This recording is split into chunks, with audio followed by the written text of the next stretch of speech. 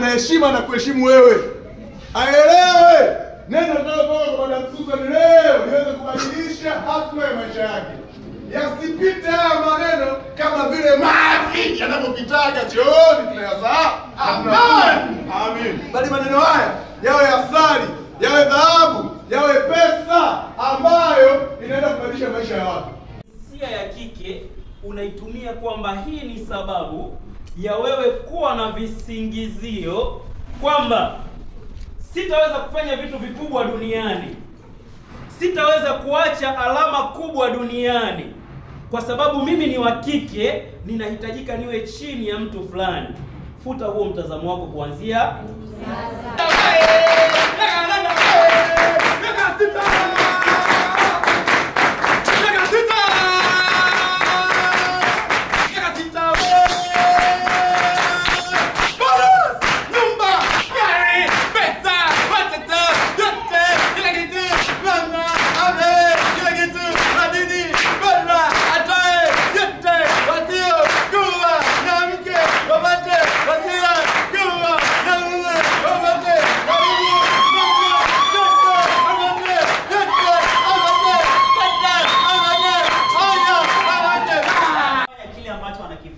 in a professional way.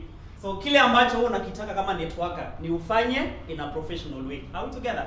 Yes. Yeah, hicho ndio kile ambacho tunafanya pale Kenya. Mimi naangalia viongozi wangu amefika pale, hata mimi naweza nikafika. So na implement kile ambacho wanatuambia. Kwa hivyo ndio tunaweza kusonga haraka kwa biashara. Ingine atakuwa mwalimu mpaka utashangaa huyu katokea wapi.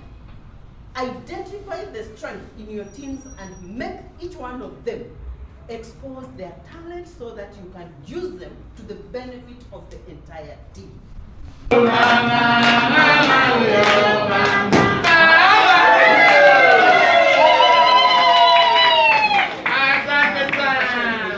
Sawa, baada ya hapo zoezi tunalopata ni kukata keki. 1, 2, 3.